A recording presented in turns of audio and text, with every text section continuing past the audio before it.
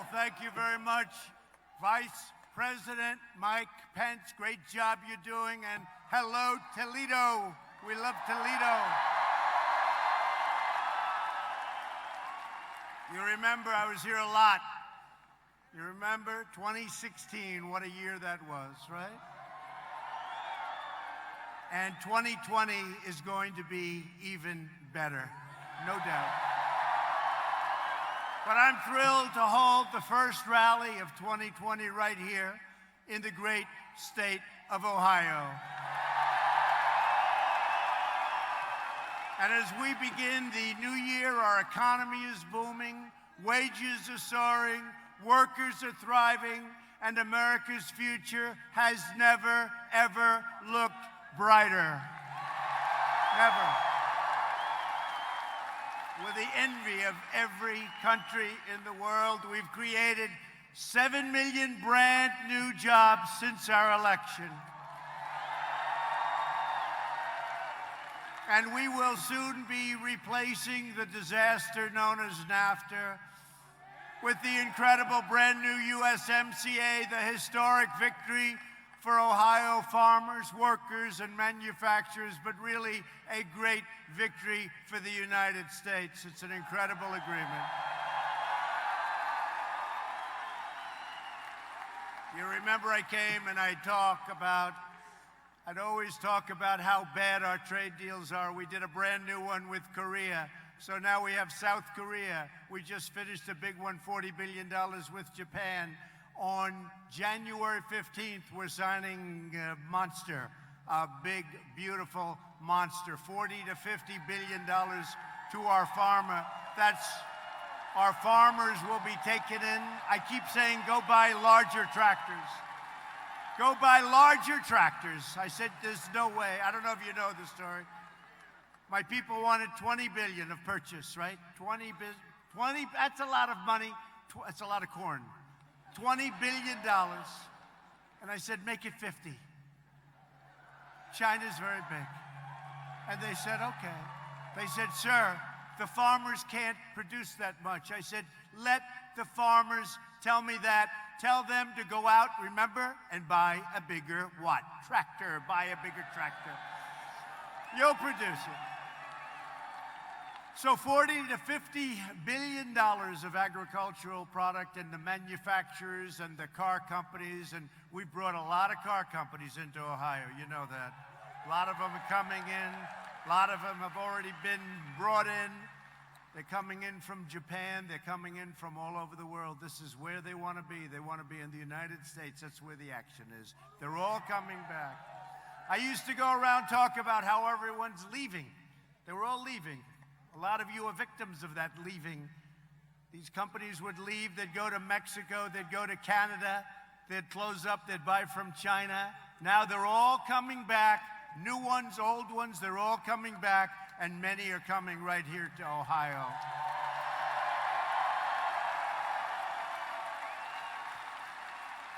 And just in case you didn't know it, Ohio just had the best year economically in the history of your state. That's not bad.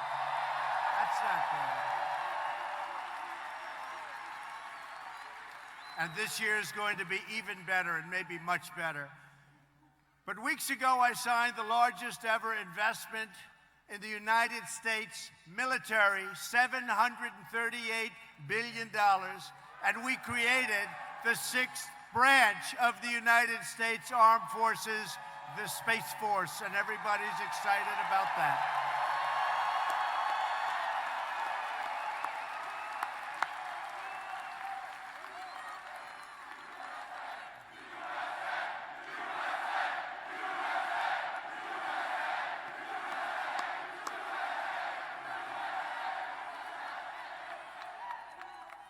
After years and years of devastating defense cuts, we have fully rebuilt the United States military. Some of it still coming in. We have everything. We've got new planes. We've got new rockets, new missiles. We've got new everything. And it's either here or coming in. $2.5 trillion in new investments. Our military is now stronger and more powerful than ever before. And if you remember, 3 years ago when I took over, we were depleted. Our military was totally depleted. And by the way, speaking of our military, have we taken care of our vets with choice? Choice. With choice. That was a big thing. You know, I used to go around and the VA was a terrible situation. People would wait weeks. He's right. He said, yes, it was. You don't hear too much about that anymore. Do you notice? Choice and accountability. You know what accountability is? For 44 years, they tried to get accountability. That's somebody bad, works for the VA, you couldn't fire them. You couldn't fire them. They could be sadistic, they could be thieves, they could be whatever they were. You couldn't get rid of them. We got accountability approved, and now we say, you're fired, get out. We get somebody that's good. 44 years. And maybe most importantly of all is choice. VA, Veterans Choice. So now you wait online, and a lot of times you'd be waiting online for 4, 5, 6 weeks. You couldn't see a doctor. Now if you have to wait, you go out to a private doctor, you get yourself taken care of, we pay the bill. What a difference it's made. What a difference it's made. You know, when I was a little bit newer to this game,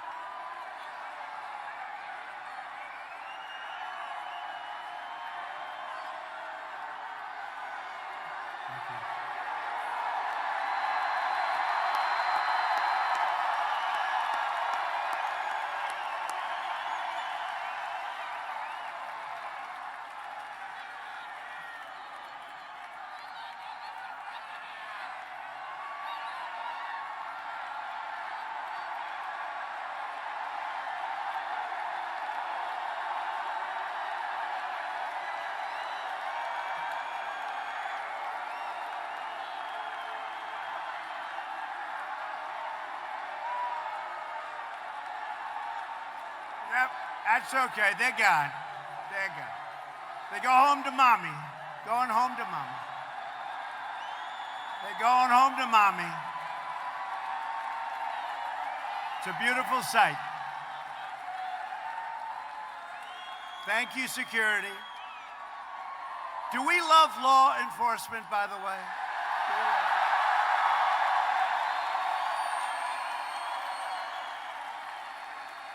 So with the VA, I used to go around and say, why don't they do that? Why don't these people, why don't they go to a private doctor, work something out? And I thought it was a brilliant plan.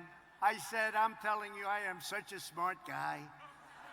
I said, this is the most brilliant thing ever. And I went back to my people and I said, you know, I have an idea.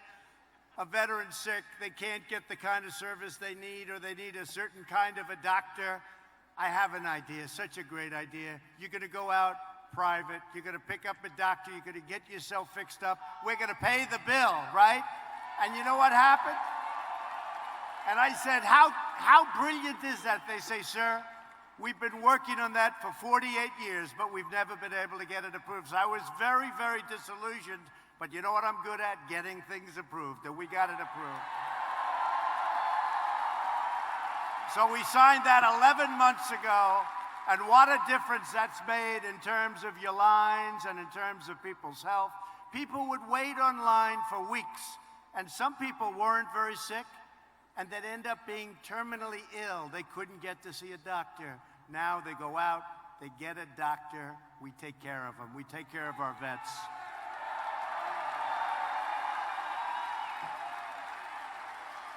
So we're using this great power not to pursue conflict, but to really preserve, and I mean in the truest sense of the word, preserve peace.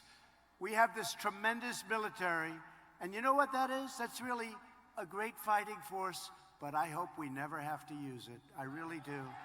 You saw an example. You saw an example of that a couple of days ago. So we seek friends, not enemies, but if you dare to threaten our citizens, you do so at your own grave peril.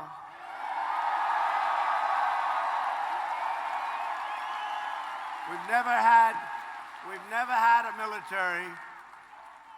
What we have now, we've never had anything like it. You know, we were looking at planes that were old and tired, 50, 60-year-old planes. You've heard the story. The grandfather flew them.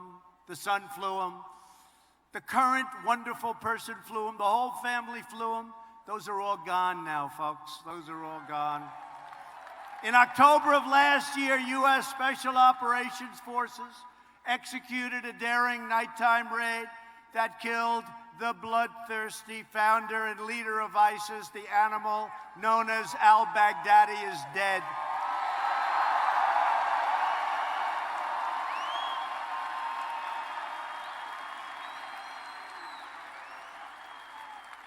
And the entire ISIS caliphate is destroyed, and his terrorist empire, and he was indeed a monster, has been totally demolished. We killed thousands and thousands of ISIS warriors, fighters, and we have thousands of them right now locked up where they should be. Nobody has ever done what we've done in 3 years. And I'll say this, when we took it over, it was a mess. We did it in a short period of time, but when we took it over, it was not good. And last week, the United States once again took the bold and decisive action to save American lives and deliver American justice. And you know what I'm talking about.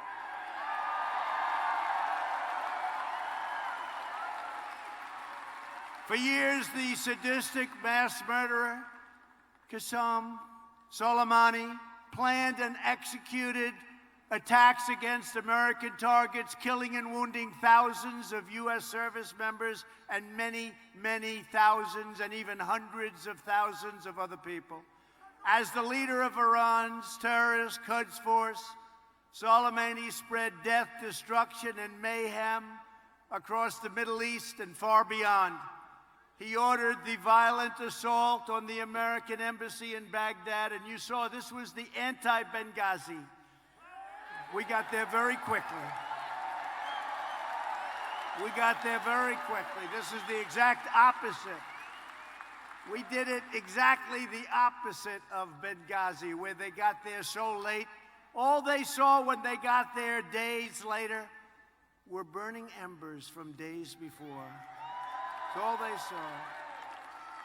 We got there very early. We saw what was happening. I saw what was happening. I said, what's that all about? And that was going to be another Benghazi. Had they broken through the final panels of glass, they were breaking it. Had they gotten through, we would have had either hundreds of dead people or hundreds of hostages. That wasn't going to happen. And I called up our great generals. I said, get them over there now.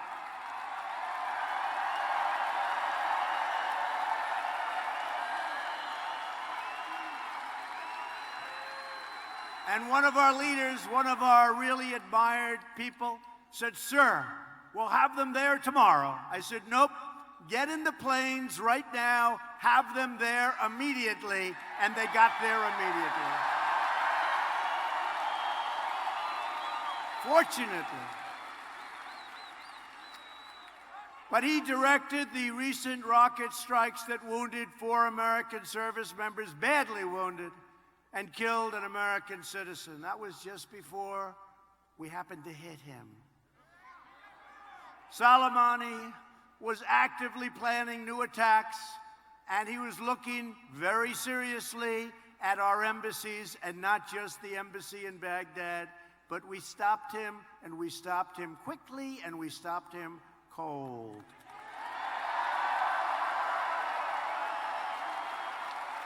So at my direction, the United States military eliminated Qasem Soleimani and ended his rampage through not only that part of the world, but much bigger parts of the world.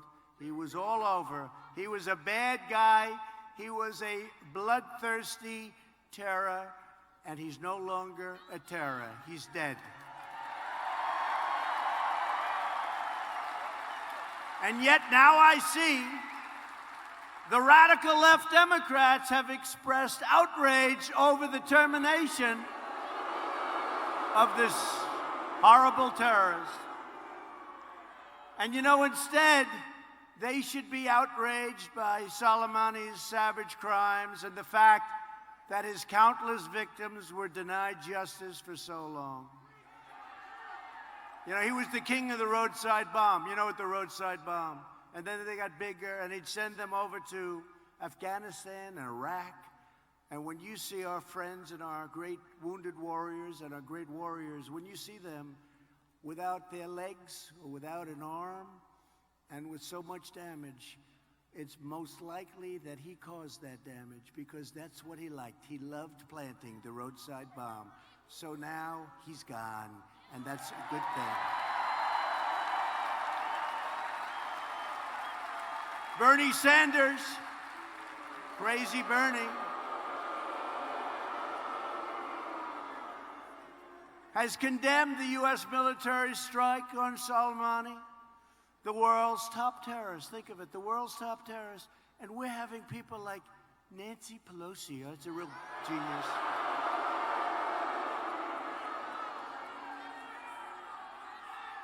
Do you believe that one? Nancy, nervous Nancy. But here's a guy who slaughtered and butchered civilians all over, and military, whoever was in his way. And we have Bernie and Nancy Pelosi, we have them all. They're all trying to say, how dare you take him out that way? You should get permission from Congress. You should come in and tell us what you want to do.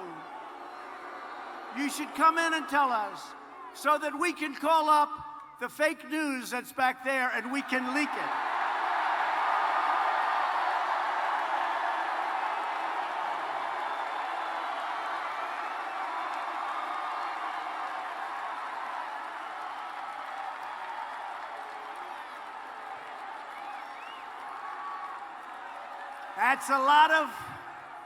That's a lot of corruption back there, folks.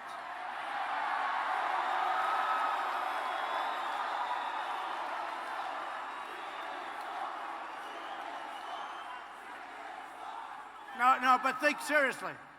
So they want me, so, you know, these are split-second decisions. You have to make a decision. So they don't want me to make that decision.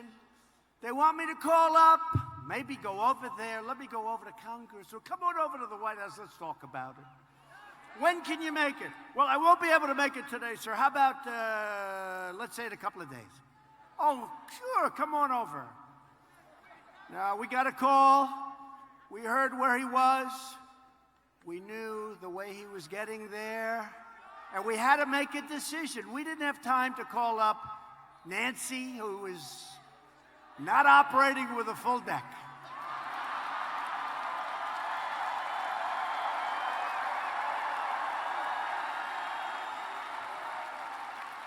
Now they want us to call, can you imagine calling crooked Adam Schiff? He's so crooked. He's so crooked. Shifty Schiff. Say, gee, Adam, how you doing? Listen, we have the world's #1 terrorist, killed thousands and thousands of people. We'd like to set up a meeting so we can discuss his execution. Would you be willing to meet? Well, I won't be able to make it this week. Well, you know, he's traveling fast. We got him lined up, Adam. You little pencil neck.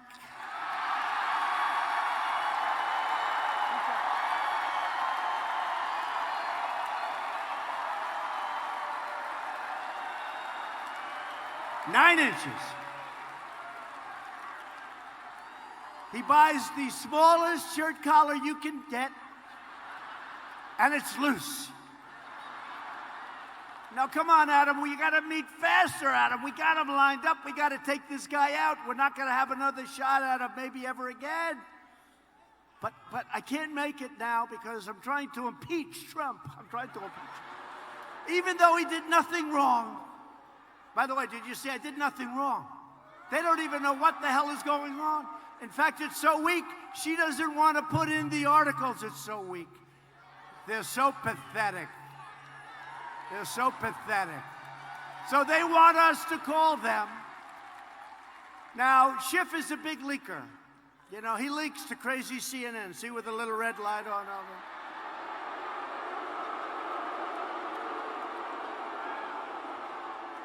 Not too many people are watching CNN.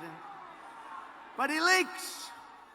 So he'll say, you know, off the record, I got to hurry up because everyone's watching me in the hallway on my cell phone. Off the record, they've got the #1 terrorist in the world, Soleimani. And they're going to get him. They're going to take him out in the next 10 minutes. Please don't tell anybody I told you. But so we have breaking news. President Trump, within the next 20, 25 minutes, looks to be taken out. Terrorist General Soleimani.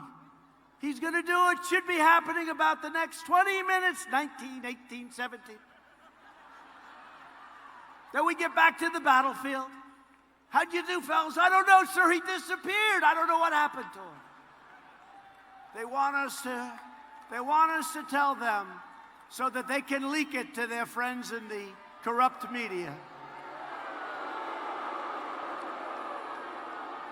You got to say, though, that's a lot of media, right? That's the way the Academy Awards used to look when it was successful. Then they started hitting us all the time, and it became unsuccessful. I love it. I love it, actually. Oh, they have some bad ones here tonight. They have some really bad ones, some real sick ones. They have one good one, by the way. One good one.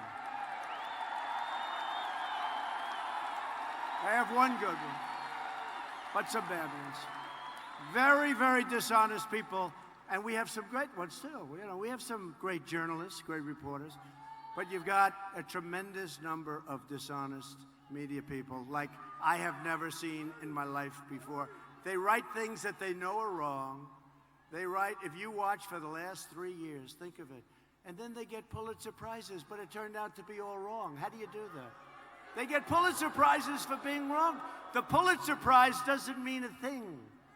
Doesn't mean a thing. I mean, I'm going to tell you about the Nobel Peace Prize. I'll tell you about that. I made a deal. I saved a country. And I just heard that the head of that country is now getting the Nobel Peace Prize for saving the country. I said, what, did I have something to do with it? Yeah. But you know, that's the way it is. As long as we know, that's all that matters, okay? That's all that matters.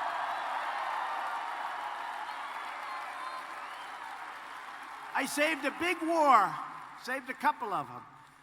But under my administration, we will never make excuses for America's enemies. We will never hesitate in defending American lives. And we will never stop working to defeat radical Islamic terrorism. Never. And nobody's done it like we've done it. And it's we. It's we. It's not me. It's we. It's a whole movement. There has, by the way, never been a movement like this. You know, outside, I don't know what this place holds, like 10, 11,000 people, right? Outside, you have thousands and thousands of people that want to get in. There's never been a movement like this. There's never been a movement like this. And I'll tell you, maybe I'm wrong, but this is bigger than it was in 2016 because in 2016 I said what we're going to do, but now I've completed more promises than I've made. I mean, I've actually completed more than I made. right?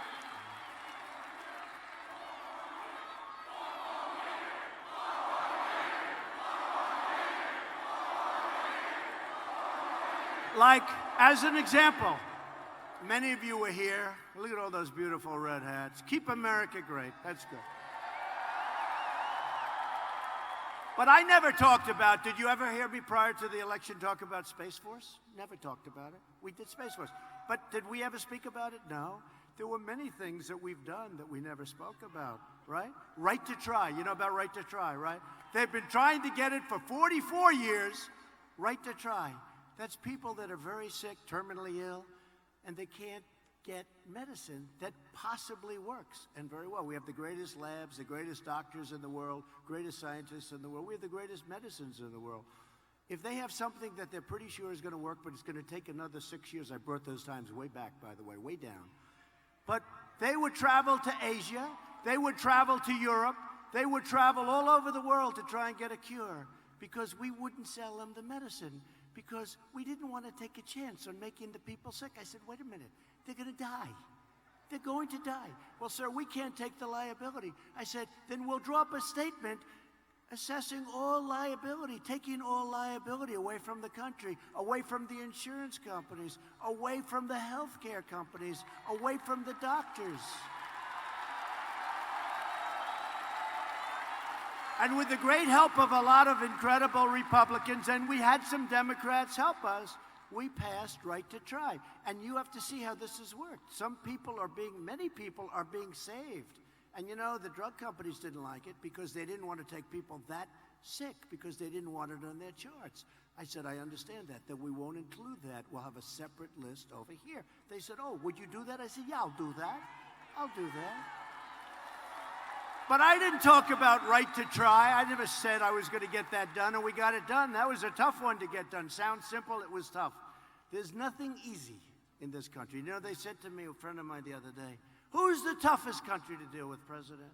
He used to call me Donald. I've known this guy for a long time. I like to say 20 years, but it's much more than that. I just don't want to tell you how long. It's too long. And I say, call me Donald. You've always called me Donald. I can't. He calls me Mr. President. I've known this guy forever. He used to call me, hey, Don, let's go out to dinner. You know, before he'd go, hey, let's go out to dinner. Now he goes, Mr. President, sir, how are you? Right? How are you? But what we've done, and he called me, he said, what you've done, he's never seen anything like it. So many people are saying that. We are all together doing something, not only in terms of the election, not only in terms of what we're doing right now. Don't forget, it's a long way to the election. You know, we have, 10 months? That's a long way. This is my first stop of the year, first major stop of the year.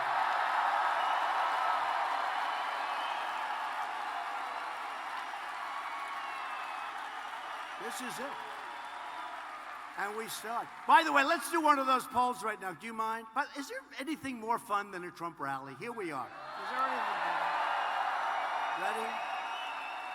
So we have the greatest phrase of all time, make America great again. And in all due respect, I'm a little superstitious, I'll never end it. Make America great again. But I see all those hats.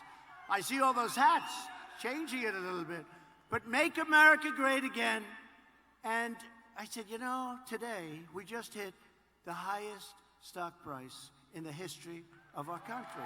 So your 401ks are at records. Your stocks are great. But what it really means to me is jobs, more importantly than anything else. We have the best jobs, the best everything, right? But we just hit. So I can't really say, make America great again. Our military is rebuilt, $2.5 trillion. Our military is rebuilt. We're doing great numbers. Economically, our country's the strongest it's ever been. You have factories moving back into Ohio. You never saw anything like it, right? You had your best year. So when I say make America great again, what that sort of means is like, we didn't get there, but we did get there. So now I have a new theme. It's called Keep America Great. Keep America Great, right? Now, I'm a very loyal person, and I am concerned about changing the theme, because Make America Great Again, I think it was the greatest political campaign in history. I mean, crooked Hillary spent 3 or 4 times more money than us, right? So crooked Hillary, you should lock her up, I'll tell you. Crooked Hillary spent 3 or 4 times more. So I want to be a little bit, I have to say, that was a great campaign. And I don't want to change it. I don't want to have this incredible 2016, then go with something, and if something ever happened, oh, this country will go to hell. Oh, I hate to see. You know the stocks I'm talking about, records? You'll have records this way. You're going to have records. Get used to it, because if that happened, you will see things happen that aren't good. But I have to now say, do I want to change the greatest theme in political history, Make America Great Again, with Keep America Great, right? So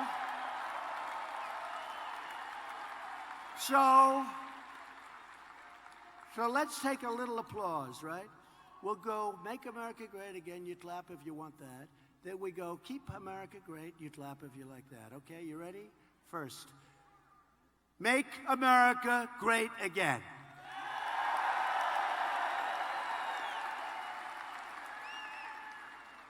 Ready? Keep America Great.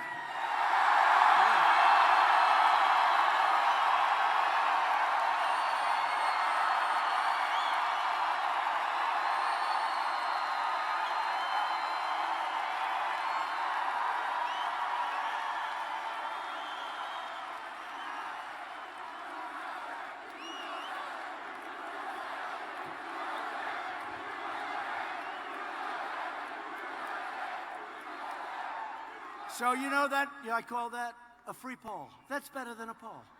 Do you ever see these crazy polls? They come out. We're doing great in the polls, by the way. Remember I used to come out and talk about the polls? We'll start doing that very soon. We're doing great in the polls. But this is like a free poll. Somebody else would go out, they have all this money that they raised, and they give somebody $1 million, and they'll ask 200 people that question. And then they'll say, well, Make America Great Again is better. But I will tell you, I haven't heard one thing where that was true. With all of these, I would have said instinctively, Make America Great Again could not be beaten. I've probably done this 10 times. I have never had it win. It's Keep America Great, and that's what we're doing. But we're going to use both. We're going to use both. Okay?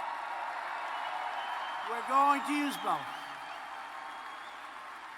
Because there's no way that I'm going to jettison Make America Great Again, right? There's no way. We're going to use both, but this hat is a hot seller. We're selling that hat like nobody's ever sold a hat before, I will say. So it's great. Good. Keep America Great. So we're going to use both, but Keep America Great. That's probably going to be the dominant theme. For 8 years, the Obama administration enabled and emboldened the Iranian regime. They gave Iran $150 billion, including $1.7 billion in hard, cold cash. Can you imagine? No, can you imagine? $1.7, $1.8 billion in cash. So the foolish Iran nuclear deal financed Iranian aggression while allowing a quick path to nuclear breakout. That's what it did. And by the way, it expires so soon. They can have nuclear weapons. They're not, as I said before, they will not have nuclear weapons. By subsidizing Iran's malign conduct, the last administration was leading the world down the path of war. We are restoring our world to the path of peace. Peace through strife. Peace through strife. And our country's doing great, and I think something's going to happen that's going to be good. You know, we sanctioned the hell out of Iran, and we just put more of it yesterday. And they hit us with 16 missiles. And I said, how many? We were ready to go. We were ready to go. I said, how many? How many died? How many were wounded? Sir, none. None.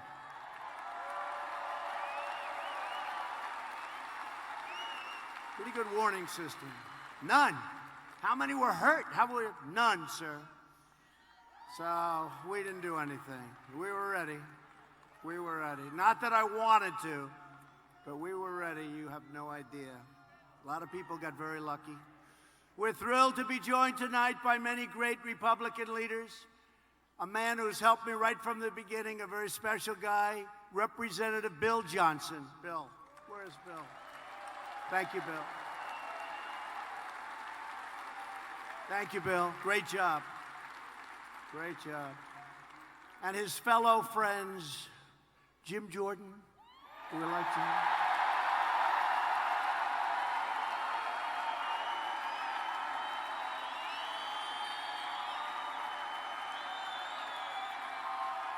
We have a lot of your congressmen are right now in Congress. They said, sir, should we come with you? I said, nope, stay back and vote. They're voting on some pretty important stuff, right?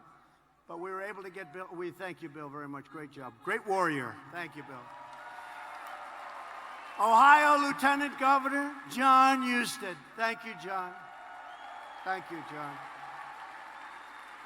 Thank you, John. Great job. State Treasurer Robert Sprague. Thank you, Robert. And you have a lot more money in the bank right now, Robert, as treasurer, right, than you ever did. Ohio Supreme Court Justice Judy French. Thank you, Judy. Great job. State Senate President, a man highly respected, Larry Obhoff. Thank you, Larry.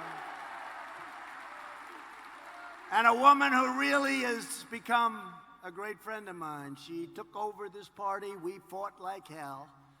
We had some other people that had their mind on taking over the party, but they never had a chance against Jane Timken. Jane.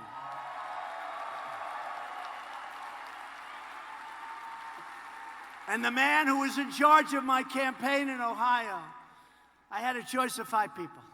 I said, I like this guy's name. I don't know why. His name is Bob Paduchek. Why do I like his name? And I said, Bob, how are we doing? He said, you're going to win big, sir. Because, you know, you keep hearing, you cannot win unless you win the great state of Ohio. That's these guys.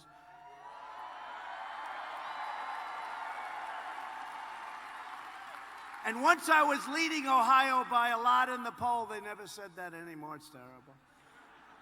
They were saying it when they thought I wasn't going to win, but we were ahead right from the beginning. But Bob was incredible. He did a fantastic job. And Bob, I'd call him up. I'd say, Bob, we don't have the governor. We don't have the head of the Republican Party. You know, it's a minor problem. You're running as a Republican. And he punked out on us, right? This guy. We don't have any. He said, sir, you have the people. I said, well, what happens? Cool. He was cool. I said, so Bob, let me ask you just out of curiosity. I don't have these people. The leaders are not with us. Is that good or bad? He said, sir, it's great. You just went up 3 points. You believe this? By not having. And he said, don't worry, sir, you're going to win. And we won by a lot. And now I understand we're up by a lot more than we ever thought possible. But Bob was fantastic. Thank you, Bob. And thanks to Republican leadership, we're up, can you believe this? I have a 95% approval rating. Can you believe it? And you know who second is? We do. You know who second is? Ronald Reagan at 87%. Ronald Reagan's good.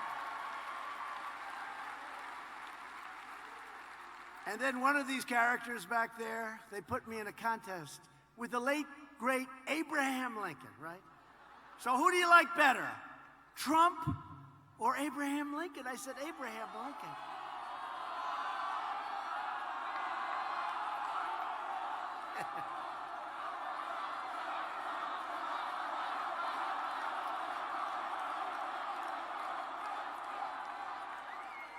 So I said, who do you like better? They say they did a poll on this. I think I remember the numbers. All I know is we won against Abraham, Honest Abe. We won. 53 to 47. You believe that? Abraham Lincoln. I went back to the First Lady. I said, First Lady, I just beat Abraham Lincoln in a poll. I don't know if they had polls back there. But Abraham Lincoln, I always say I can be more presidential than any candidate that ever ran, than any president, other than maybe Abraham Lincoln when he's wearing his hat. But I like Abe Lincoln, but we're doing well. We have a lot of support. You know why? Because our country is doing so well. Our country is doing so well. And when we went out, we started and we went right to the top of the polls. It wasn't like these folks today. They're 2%, 3%, but they're climbing. We went right to the top from day one. We never missed center stage in the debates. Remember those great debates? We actually got high ratings. They don't get very good ratings anymore. They're like, it's like death. Watching, I should watch. You know, I'm supposed to watch. It's like my job. Try and watch. Watch the competition. But it's like watching death. It's death. Those debates are boring. They're boring. You got to sit through those things for 2 or 3 hours. You got to really be committed to the country to do that. I mean, you have some real beauties. You see where Pocahontas is slipping badly? And Bernie is going up. He's surging. Bernie is crazy, Bernie. He's surging. And Biden doesn't know the difference between Iran and Iraq. He's gotten it wrong 4 times.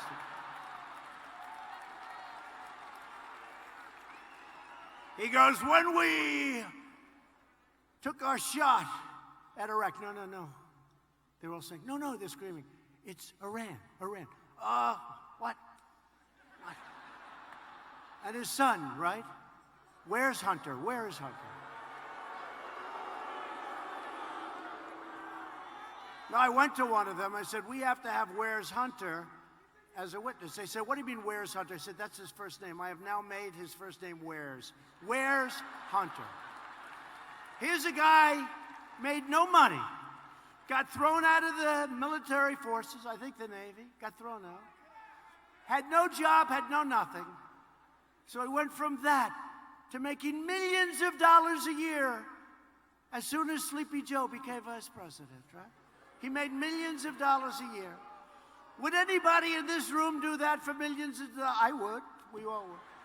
He made millions and millions of dollars a year. Ukraine took care of him. How about China? He walked out with $1.5 billion to manage, and he never did it before. He didn't know anything about oil and gas. He was making a fortune. So where's Hunter? Where the hell are you, Hunter? But I'll tell you, I sort of hope it's Joe, because he will hear Where's Hunter every single debate 9 times a debate. Where's Hunter? And then you have Buttigieg. Buttigieg. Buttigieg. I can't, nobody can pronounce, nobody has any idea how the hell to say his name. So what they do is they call him Mayor Pete, you know, like, Mayor Pete. Here comes Mayor Pete. Doesn't do a very good job. Alfred E. Newman, you're right. Howdy doody, some people say. Howdy doody. Howdy doody. The problem is a lot of people don't remember Alfred E. Newman. Don't say that. You look much younger than that, I must say. So, you have Mayor Pete. I mean, give me a break. Can you believe Mayor Pete? This is going to be the President of the United States. This is going to be. How would he be against negotiating against President Xi of China? And we just made one hell of a deal. Oh, you're going to see the numbers very soon, you know? One hell of a deal. They didn't like those tariffs. Thanks to Republican leadership, America is winning again, and America, most importantly, is respected again. Respected like never before.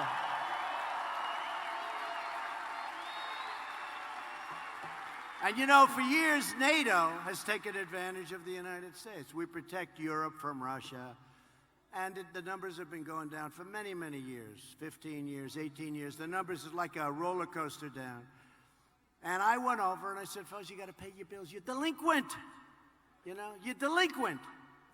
And then they don't like me. They say, we like Obama better. They should like Obama better. Obama would go in and say, thank you very much for coming. Appreciate it. Bye-bye. I'm going back to Washington. I'm going back.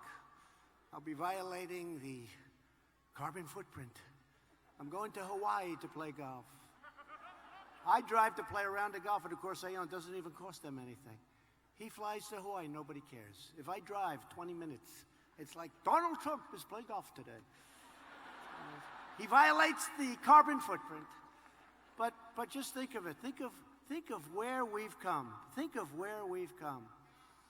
A great congressman from Tennessee, it's a great state. They have early voting, very early voting, probably the earliest. And he said, I don't know, I just left Tennessee. This was in November. This was the election, 2016. He said, I just left this incredible state of mine. I love that state. Sir, we've seen lines of people that didn't vote before because they never were inspired to vote. And these are people that never voted. And they had hats on Trump. They have pins on Trump, Trump, Trump pants, Trump.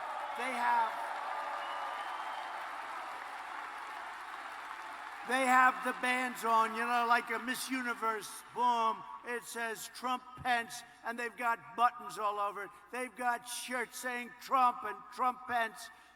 I never saw anything like it. If every state is like Tennessee, sir, I hate to tell you, you're going to have one hell of a victory, and that's what happened, right? That's what happened. And you did it. You did it, and I think we're going to have bigger numbers, even bigger numbers, because I'll tell you what, we're a long way from the election. I think the crowds today are bigger than they were the day before the election last time. I really do.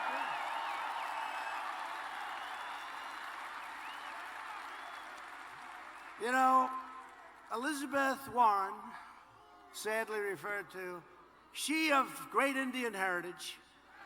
Remember I used to say, I have more Indian blood in me than she has, and I have none. I turned out to be right.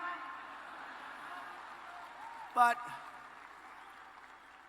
you look at what she's doing, you look at what she's saying, the lies, the deceit, the fraud. You see it all. We are going to do so great. It's going to be something that's going to be special. It's going to be, for the record books, the evangelicals called some of the greatest pastors, ministers, preachers. And they just called today 5 of the most respected people. And they said things that were incredible. They said there's never been anything like this in the church that they can some of them have been doing it for 30, 40 years. They said we have never seen enthusiasm like we see for this president and for this presidency, all of us, like we have right now. And the great Franklin Graham, Billy Graham's son, Franklin Graham, a fantastic man, he said 2 weeks ago, my father, Billy Graham, voted for Donald Trump. He never said that before. Billy Graham wasn't somebody that would vote and say he voted. Franklin Graham said, Billy Graham may be the greatest of all, maybe the greatest of all time. He said, my father, Billy Graham, who was very old at the time and in trouble, he was in trouble, he was not well, he voted for Donald Trump. What a great tribute that was to me. What a great tribute. Great family. Unemployment has reached the lowest level in over 51 years. African American, Hispanic American, and Asian American unemployment have all reached the lowest rates ever recorded.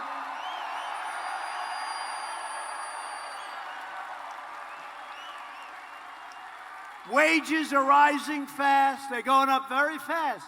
And the biggest percentage increase, makes me happy, are for blue-collar workers. 40 million, think of this, 40 million American families are now benefiting from the Republican child tax credit, each receiving an average of over $2,200 a year. Now, America lost This is hard to believe, because if you think, how could it possibly be true? But this is what happened. Probably it's the number one reason I'm running. America lost 60,000 factories under the previous administration. 60,000. You wouldn't believe that's possible, but I know it's true, because I've said it 50 times, and the fakers back there, they've never corrected me. No, it's true. No, it's true. If I was slightly off, if I was off by 2 factories, there'd be a headline, Donald Trump told a fib. Donald Trump gets to be a Pinocchio again. No, think of it.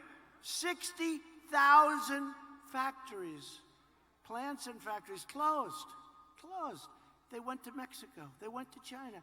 The 60,000, it's not even, take a look at a map and put 60,000 little tacks. I mean, you wouldn't believe it could be that many, but it is. It's 60,000 closed, gone. They're all coming back. They're all coming back.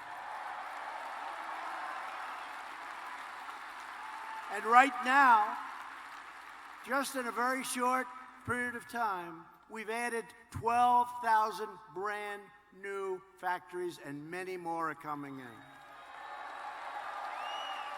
And one of the reasons they're coming in is we've eliminated a record number of job-killing regulations, saving the average American household $3,000 a year, and total income gains for median households will reach over, ready, $10,000 a family.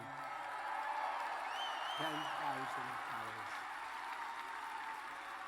Now, under the Bush administration, the $10,000, that includes what we've done in terms of medium income. I'm adding in there the tax cuts, which are tremendous, $2,400. And I'm adding regulation cuts. I'm adding the whole package, over $10,000. Now, under President Bush, it was $450. Under Barack Hussein Obama, it was $975. Under President Donald J. Trump, it's $10,000 in 3 years. 3 years. Right? In 3 years. Don't forget, President Bush, 8 years, $450. President Obama, 8 years, $975. President Trump, 3 years, not even, but 3 years, $10,000. And we're going up. We ended the last administration's war on American energy, and we ended the war on clean, beautiful coal. It's being shipped to Vietnam. It's being shipped all over the world.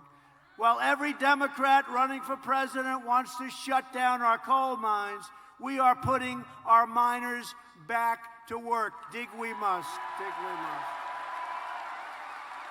Clean coal. What they do with coal today is incredible. Clean coal. And with the help of energy workers right here in Ohio, the United States is now the #1 producer of oil and natural gas anywhere in the world by far. #1. We weren't #1. Every top Democrat candidate has pledged to eliminate American production of oil and natural gas. How does that work, by the way? You know, there's a state known as Texas, and I won Texas by a lot, just like I won Ohio by a lot. How would you like to go into Texas and say, by the way, we don't want your oil or natural gas anymore? How about Beto? Remember he said, I was born to be president.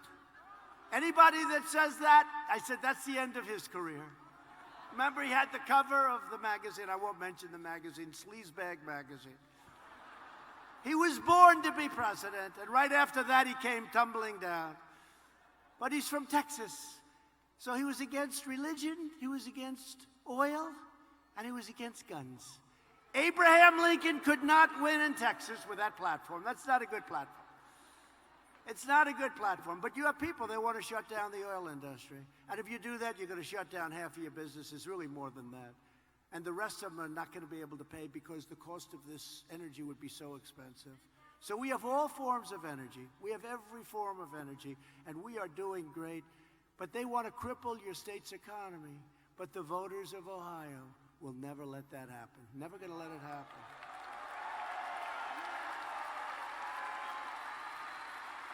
And our air and our water right now is cleaner than it's been in 40 years. And sadly, I can't say historic because, you know, a couple of hundred years ago, there was nobody here, right? So I assume that 200-300 years ago was cleaner, probably. You never know. But our water and our air is as clean as it's ever been. And I took us out of that horrible Paris Accord. I always say, how you doing with the Paris Accord? Don't ask. Saved trillions and trillions of dollars. That was put in there to hurt us, in my opinion. It was put in there to hurt us. We were paying money to India. We were paying money to China. China's didn't kick in until 2030. We kicked in immediately. We had to pay money. Russia kicked in let's see, they kicked in before. They were 1996. That was a very dirty period of air. So they didn't have, we kick in now, and that it's just unacceptable. We would have spent trillions and trillions of dollars. We would have had to close up, I think, at least 25 to 30% of our businesses. Who the hell would make a deal like that, right? Who would make a deal like that? No, how unfair. You look at Russia, you look at China, you look at India, they all got these massive breaks. We got no breaks, and we're paying money. And I say sometimes to France, how are the yellow vests working out? Because they don't like raising their taxes and sending the money to faraway places that they never heard of. So we are in good shape. It took a certain amount of courage to do that. I said, I'm going to get killed on this one. And you know what? I did it, and I was applauded because the people get it. The people know what we're doing, and they're tired of being ripped off by the rest of the world. They're tired of being ripped off by the rest of the world. For decades, career politicians promised to defend the workers of Ohio, and then they went to Washington and voted for the same globalist policies that devastated your communities and chipped away your jobs. You know that better than anybody. Ohio knows that. But the betrayal of Ohio workers and U.S. workers ended the day I took the oath of office, and you see that because you're setting records.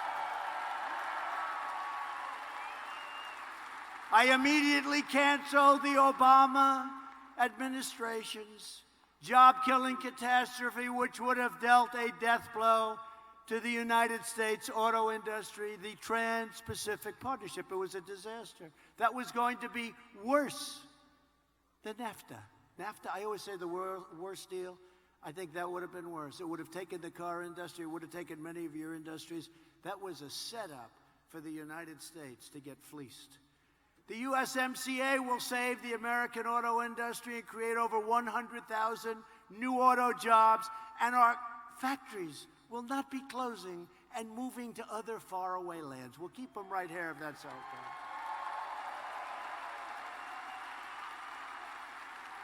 And that's going to include, because we take care of our great auto workers of Toledo, the home of Jeep. How good is Jeep? And I've taken the toughest ever action against China's chronic trade abuses, including tariffs on $370 billion worth of Chinese-made goods, bringing billions and billions of dollars into our treasury. And I gave some of that money because they were targeted to our farmers, and our farmers did just fine. And now the deal is done, and the other deals are done, and the farmers are doing very well. We love our farmers. And they never complained. They never complained. You know, when they'd go, the fake news back there, they'd go and they'd talk to the farmers.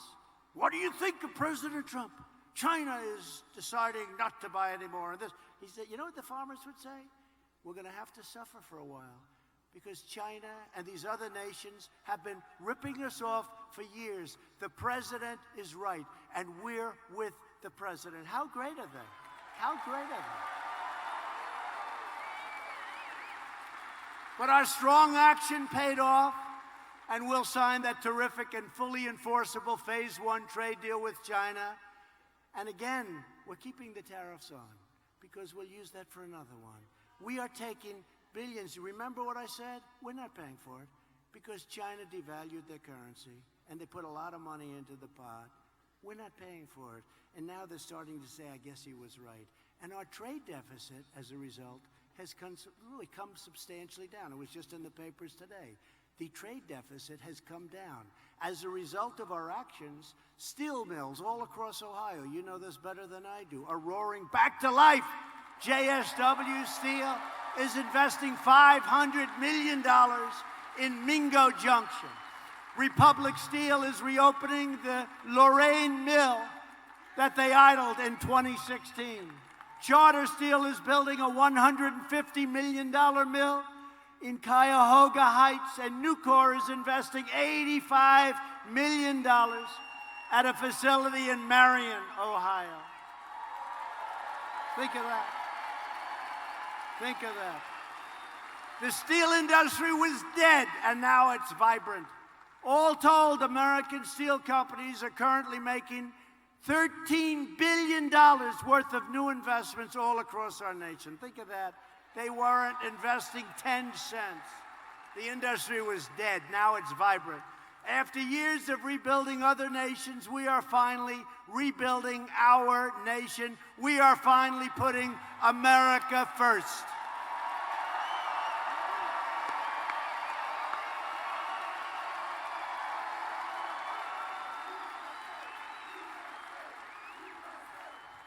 But while we are creating jobs and killing terrorists, the Washington Democrats are wasting America's time with demented hoaxes and crazy witch hunts. Think of it. From the day I came down that escalator, it started. Who the hell else could have taken this stuff, right? Do I get some credit for that?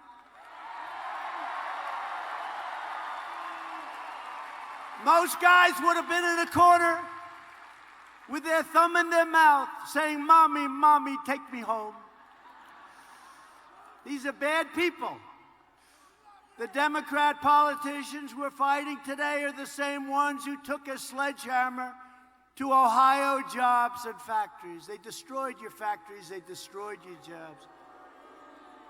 But they're losing, and we're winning, and America's comeback continues full speed ahead.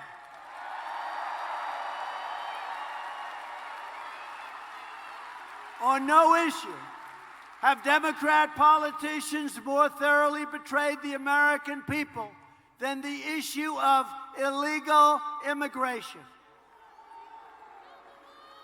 Far-left radical politicians support deadly sanctuary cities, demonstrating their contempt, scorn, and disdain for everyday Americans and the American family. These jurisdictions release dangerous, violent criminal aliens out of their jails and directly onto your streets, where they are free to rob, attack, and kill American citizens. But we stop it. They want open borders, can you believe it?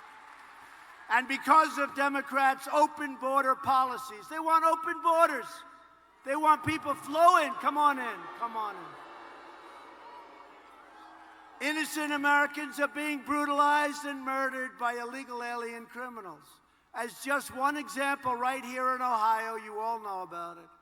An illegal alien went on a deadly crime spree, attempting to rape a 14-year-old girl, then raping and murdering a 60-year-old woman, then shooting another woman who took a shortcut through the park and was walking with her children. And finally, the police came. We love our police. And they were able to apprehend this terrible criminal. Thanks to Democrat policies, MS-13 gang members, they're the worst, were allowed to infiltrate the country. You know, I called them animals, and Nancy Pelosi said, they're not animals, they're human beings. Take a look at what's happening to her district. Her district is one of the most disgusting, dirtiest. It used to be one of the best in the country. Now it's a disgrace what's happened. Drug needles all over the place. the homeless that they're not taking care of, tents down major thoroughfares. What happened to San Francisco, and in particular, her district, as she lives in this beautiful house. But they terrorize our citizens, including killing their victims with machetes, MS-13. They kill them with machetes. You know why? Because it's more painful than using a gun. Federal authorities recently discovered and rounded up more than 20 vile MS-13 gang members in central Ohio, and they will be sent to jail, or frankly, if they hold them, I don't know that they hold them, they're going to be sent the hell back home. Last year alone, ICE officers, who, by the way, are heroes. These are brave people. I don't want to do it. You don't want to do it. Let's see, you could do it. You could do it over there. You could do it. Most of you want to. I mean, I've seen it. They have these people, they're like killers, and our guys are here, and they run. They call them nests. You have nests. And they run and they're swinging and punch. I say, what the hell kind of a job is that? That's what they do. They're tough people. They're great patriots. Who the hell wants to do it? They're incredible. ICE. And they get scorned. And we take out thousands and thousands of MS-13 members every single year. They throw them into the back of a van, and we get them the hell out of our country. But ICE officers worked with Ohio police to remove 1,200 dangerous criminal aliens from your street.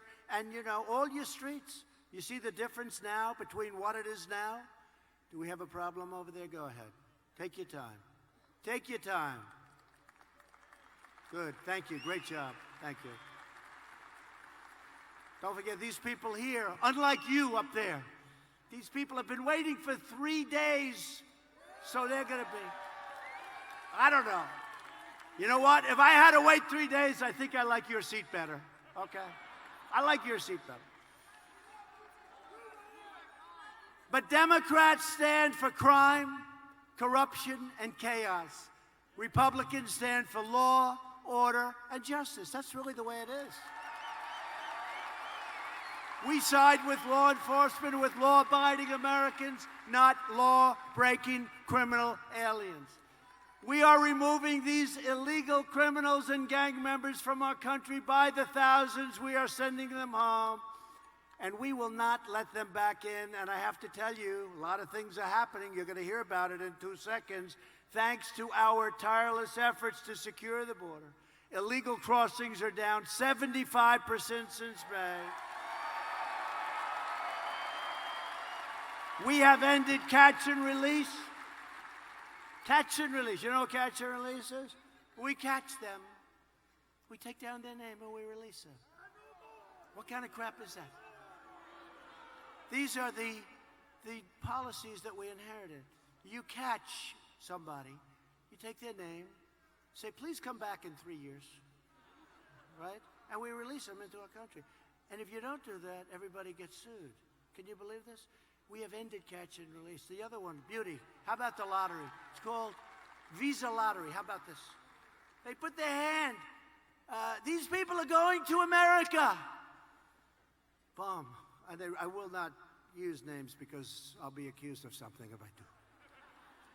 But from Honduras, Guatemala, El Salvador, we have, East Coast pool. Only in Ohio could that happen. Who is the man that did that book? Who is that guy? So anyway, but in Honduras and Guatemala, they have like this lottery. Now, the people, I've gotten to know the government officials, they're good. We made some good things. They agreed to take our people back, you know, their people back. They wouldn't take them back. They'd send them here, they'd go into our country, we'd bring them back under past administrations, and then after that, they'd say, we're not taking them back. We're not taking them back. Take them the hell out of here. We're not letting you land your plane. So we have a government flying a plane all trying to get a couple of prisoners, bad people back. Now they take them back. You know why? Because I said, look, if you don't take them back, we're going to put tariffs on every single thing that you sell. Now they say, we would love to take them back. We would love to take them back. We'll take them back gladly, sir. No, they couldn't get them back. would take over these absolute thugs, these gang members, and would bring them back, and they wouldn't accept them. We couldn't land the plane. We couldn't get anything through the border. It comes through the border this way, but not that way. But now they take it back. They've been great, actually. They've been really good. And we paid them a lot of money. We paid them $500 million a year. Can you believe we paid them $500 million, the three of them, El Salvador included. And I said, look, we're not going to pay you any money anymore because you're not treating us right. And they've been great. They've been great. They take them back. How many would you like us to take? We'll take as many as you want. And here's the big thing. Ready? You read it today in the newspapers. In the Fifth Circuit Court of Appeals, we won the big, big, beautiful lawsuit where they were all suing us. The wall is being built. We've built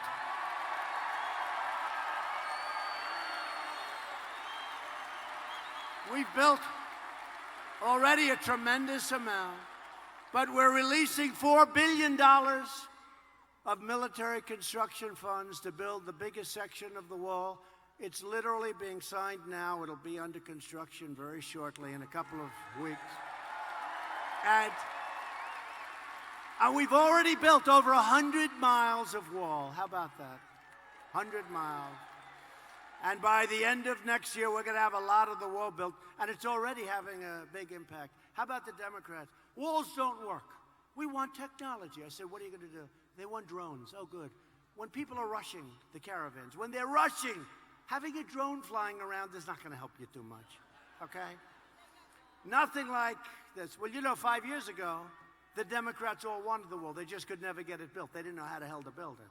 I do.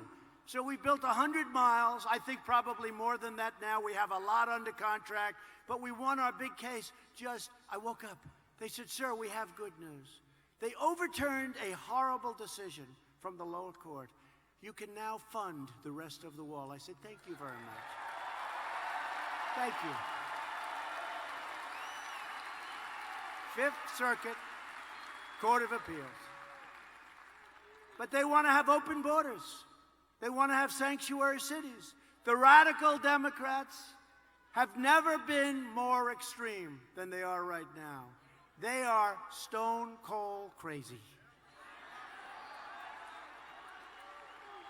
You know, it's interesting, as I'm saying this stuff, you know, they want crime, they want chaos. I'm saying all this stuff, and then I say, gee, now I sort of understand why they hate me, right? But it's true, it's true. Their policies are a disaster. They're bad politicians, and they have horrible policies. But what they do, they stick together, and they're vicious. They're vicious, horrible people. I didn't used to say that. They're horrible people. What they do to people is a disgrace, but they stick together. Now, the Republicans, thank you very much, the Republicans, my man, the Republicans, we were 196-0 in the House, and I have a feeling the Senate's going to be great also. 196-0, and we took in 3 Democrats. And Congressman Van Drew left their party and joined our party. So we've done things that nobody's ever done before. But the Democrats are taking their cues from socialists, Bernie Sanders and that group. Omar, AOC, Tlaib, isn't she a nice woman? Tlaib. Tlaib. Boy, what a group. But they're the leaders of the party. They're really, in my opinion, the leaders. That's what happened. That's how they got into this impeachment hoax. The leaders of the party are this AOC, Tlaib, and Omar. And Pelosi meets them, and she shakes and quivers, and she's very scared. But you know who the leader of your party is? All of you. You're the leader of your party. But the Democrats are pushing a socialist takeover of health care that would strip 180 million Americans of their private insurance plans and massively raise taxes on the middle class. A lot of you have private insurance plans that you love. They're going to take them away from you. But see, I don't like doing this too soon. I did it with Pocahontas. I came up with this great name. I came up with a lot of different stuff. I said she was a total fraud, and everybody believed me, and she went down. Then she started coming out, then she went down. It doesn't help me to do it a year and a half before the election. That's why, like with the Green New Deal, okay, I want to say great things about it, okay? I don't want to knock it, and then they say, we're not going to use that. I like it when they say, no longer can you fly airplanes, no longer can you have any cows in the pasture. Right? No longer can we do anything. We can't do anything anymore. No, the Green New Deal, I love it. I think it's great. It should be debated. It should be debated. So what we're going to do, very seriously, we're going to not talk badly about them. We're going to say, the Greens, they asked me about it the other day. A gentleman just asked me about it backstage. I said, no, it's something that has to be considered. Then about 2 weeks before the election, I'll let you know the facts. Because this doesn't matter. We're too far ahead of the election. The Green New Deal. That's a beauty.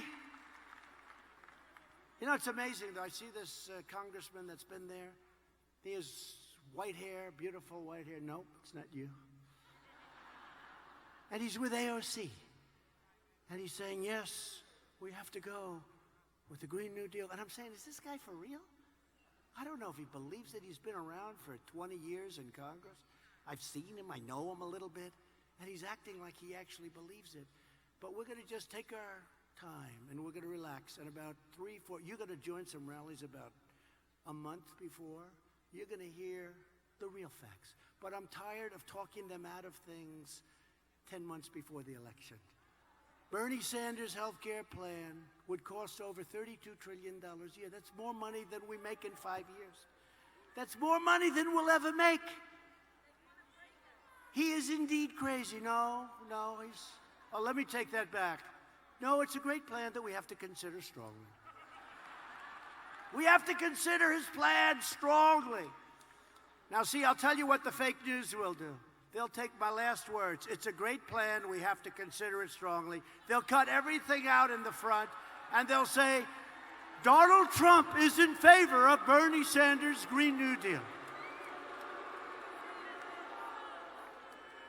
They can do more with the tape than they can do with a newspaper. No, they'll do that. You'll see it somewhere. You'll see it. Trump supports his plan. They are sick. Republicans will defend middle-class taxpayers and the right to keep the doctor of your choice. We will protect patients with pre-existing conditions, and we will protect your pre-existing physician. You'll have your physician. Virtually every top Democrat also now supports late-term abortion, ripping babies straight from the mother's womb, right up until the moment of birth. That is why I've asked Congress to prohibit late-term abortion, because Republicans believe that every child is a sacred gift from God.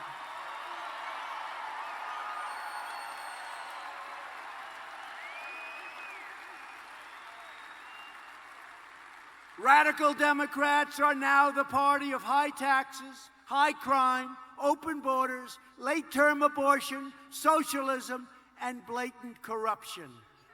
The Republican Party is the party of the American worker, the American family, and the party of the American dream. We still have that American dream.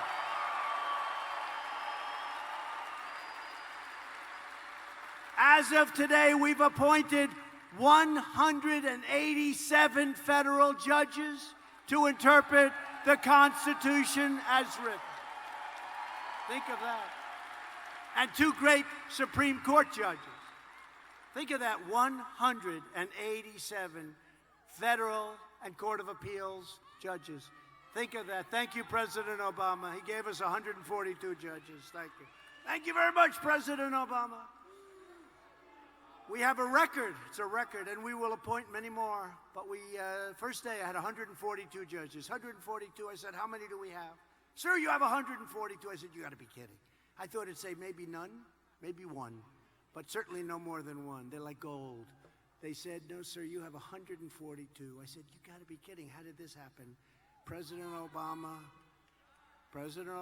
did not get it done. And by the way, Mitch helped a lot, too, I have to tell you. Mitch helped a lot. He helped a lot. Wasn't so easy. Mitch McConnell. We're aggressively combating the opioid epidemic, and it's bad. In 2018, drug overdose deaths in Ohio fell by, listen to this, 22%. It's not good enough, but 22. Opioid.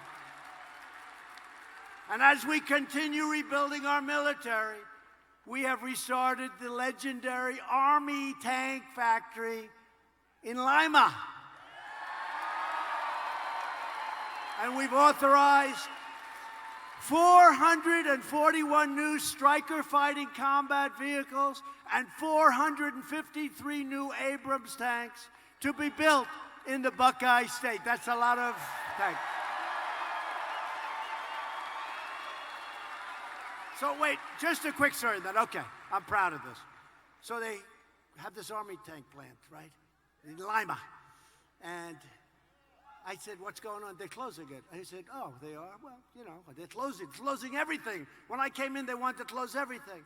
So I was president-elect, I think, right around that time. And I went to Lima. I went through the factory where they make these trucks, the plant. And they make the tanks, and they make all of these armored vehicles. And I said, these people are amazing. You could never close this. You could never reopen it again. They've been doing this for many, many decades.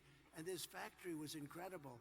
And I looked at the tanks they're making. They're the best in the world, right? The Abrams, they're the best in the world. I said, wait a minute.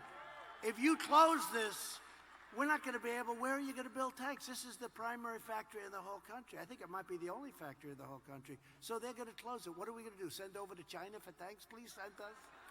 Please send us 200 tanks. We don't want to send you any tanks because we're going to kick your ass. No. We got to make our own tanks, right? We got to make our own tanks. So I did something based on my instinct, because instinct sometimes works better than anything else. Based on my instinct, I said, you can't close this plant. I went through that plant. I spent 2-3 hours talking to the people that worked there. I looked at some of that hydraulic, and I love the whole thing, the world of tractors and all of that stuff. I know a lot about it. And I looked at the carvings, I looked at the metal, I looked at how perfect everything was, the turrets, the round, how perfect it fit. They put it on, it would fit like within 1/100th of an inch. And I said, you're not going to be able to do this anyplace else. I said, and we're going to be expanding our military, we're going to be rebuilding. Who the hell's going to make our tanks if you close it? I said, keep it open. It was all closed. Anybody from Lima? Is that a true story? All right? Right? It was closed. They announced it was closed. It was all set to close. I said, you can't close this plant. And now look, the numbers I just gave you. We're making almost 500 tanks. You could have never reopened a place like that. It's incredible. And you could have never gotten those workers. They are really skilled people. And if you did, it would have cost you billions and billions of dollars to do it. It wouldn't have been as good as what you have. So that was something I did that I'm very proud of, because I really overrode a lot of talented people that wanted to close it. I recognized Israel's true capital and opened the American embassy in Jerusalem. And we further recognized Israeli sovereignty over the Golan Heights. 52 years. For years you watched as your politicians apologized for America. Now you have a president who is standing up for America, and we are standing up for the great people of Ohio. Great. At stake in our present battle is the survival of the American nation. If you want your children to inherit the blessings that generations of Americans have fought and died for, and fought so hard to secure, then we must devote everything we have toward victory in 2020. We have to win. You know, we have to win. Because all of these things that we've done can be undone. And you can have a country that goes to hell very, very fast. Very, very fast. Only this way can we save the America that we love and drain the Washington swamp once and for all. And I have seen that dirty, rotten swamp better than anybody else in America. A lot of crooked people. disgusting, crooked people. With your help, we will lift millions more of our citizens from welfare to work, dependence to independence, and poverty to prosperity. Together, we will elect a Republican Congress to create a fair, safe, sane, and lawful system of immigration. We will enact trade deals that result in more products proudly stamped with that beautiful phrase, "Made in the USA." We will achieve new breakthroughs in science and medicine, finding new cures for childhood cancer, and ending the AIDS epidemic in America. Nobody knew that. Could have been done long before I got here. They had the technology. But we're ending the AIDS epidemic in America within 10 years. Isn't that amazing? Who would have thought that's possible? Who would have thought that's possible? We will defend privacy, free speech, religious liberty, and the right to keep and bear arms.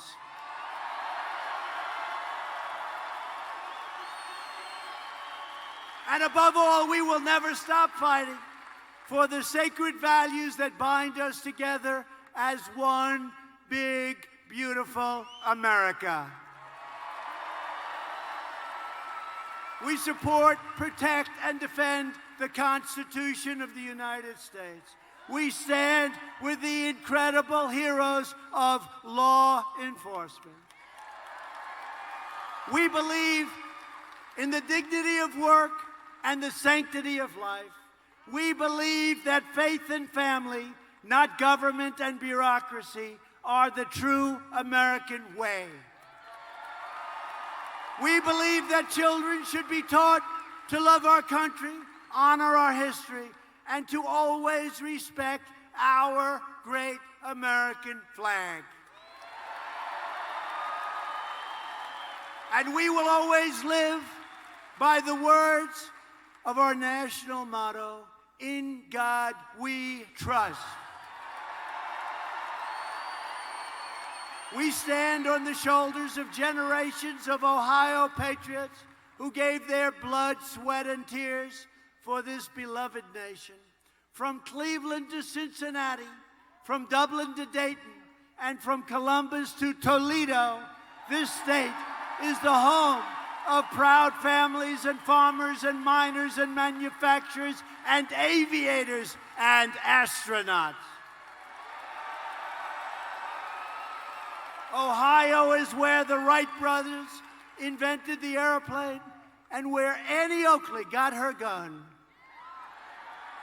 Ohio is the state that gave us American legends and American heroes like Thomas Edison, Neil Armstrong, and the great John Glenn.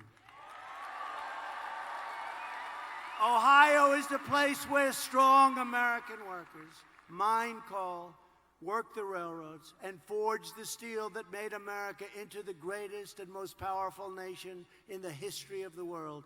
And we are making it greater than ever before.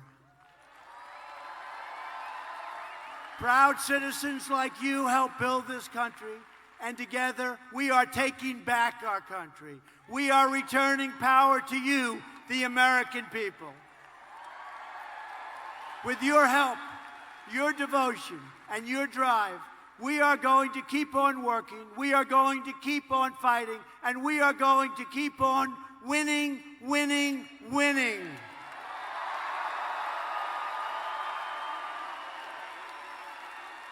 We are one movement, one people, one family, and one glorious nation under God. America is thriving like never before. And ladies and gentlemen of Ohio, the best is yet to come.